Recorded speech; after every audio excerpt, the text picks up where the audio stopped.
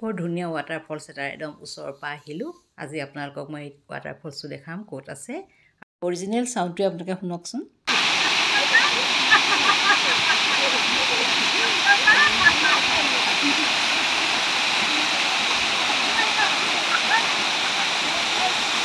জলপ্ৰপাতকেইটা আছে অৰুণাচলৰ লংডিং ডিষ্ট্ৰিক্টত। লংডিং টাউনৰ পৰা 2 কিলোমিটাৰ গ'লেই এই ৱাটাৰফলছটো পোৱা যায়। পথটো বৰ সুন্দৰ, আপোনালোকৰ আমনি নালাগে গৈ, আৰু ৰাস্তাটো বহল, ভয়ো নালাগে। টাৰ্ণিং আছে যথেষ্ট, কিন্তু সুবিধাজনক। আৰু ৱাটাৰফলছটো লংডিং খনচা ৰোডত আছে। চাওকচোন পথটো কি সুন্দৰ। আমি 25 চনৰ জুলাই মাহৰ 8 তাৰিখে গৈছিলোঁ। এই ওপৰৰ পৰা ৰাস্তাটো চাওকচোন, কেনে ধুনীয়া দেখাইছে ন। ৰাস্তাটো সঁচাই বহুত ভাল লগা। গৈ পাই জলপ্ৰপাতটো পাই গ'লোঁ। এইটো এটা জলপ্ৰপাত হয়, আৰু এটা ভিতৰত আছে, আমি নগ'লোঁ, অলপ দেৰি হ'ল আমাৰ।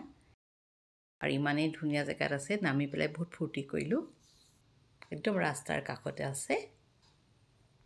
পানীৰ শব্দটো কিমান ভাল লগা।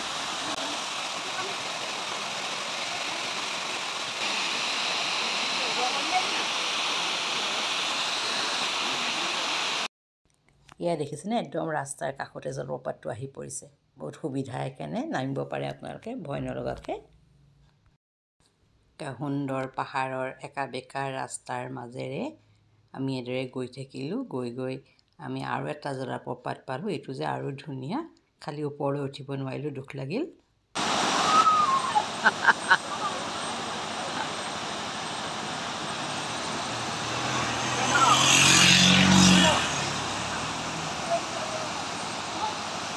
এইটোৰ নামটো কি জানেনে? এইটোৰ নামটো হৈছে কিচিং জলপ্ৰপাত বা কিচিং ৱাটাৰফলছ। সময় সুবিধা মিলাই এদিন যাব। ওপৰৰ পৰা বৰ ধুনীয়াকৈ পৰিছে ন, দেখি ওপৰটো সঁচাকৈ বহুত ধুনীয়া লাগিছে। আৰু অলপ দিনৰ পাছত গ'লে আৰু নিশ্চয় ভাল লাগিব।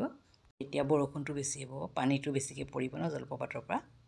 এইটো বহুত ধুনীয়া, উঠিব নোৱাৰিলোঁ। মোৰ ভাগিন ভতিজা, মোৰ ছোৱালীজনী আৰু আমাৰ চিনাকি তাৰে এজনী ছোৱালী, তাইকো আমি লগত লৈ গৈছিলোঁ, অৰুণাচলীয়ে হয়।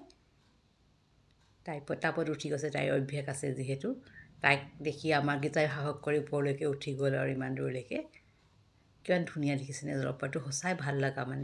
বহুতেই ভাল লগা। ৰাস্তাৰ কাষত নামিব পৰা ইমান সুবিধাজনক জলপ্ৰপাত খুব কমেই দেখা যায়। মই ইমান ফুৰিছোঁ যদিও এইটো মোৰ সঁচাই বহুত ভাল লাগিল।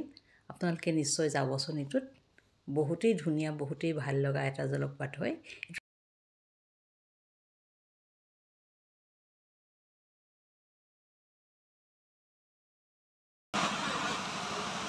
শেষত এয়া ছাইডৰ পৰাও এটা ভিডিঅ' কৰি লৈ এয়া মোৰ ভতিজাটো নামি আহিছে, আমিও ঘৰলৈ উভতি আহিলোঁ। আকৌ নতুন ফুৰাৰ বা খানাৰ ভিডিঅ' এটা লৈ আহি আছোঁ। ভিডিঅ'টো চোৱাৰ বাবে ধন্যবাদ।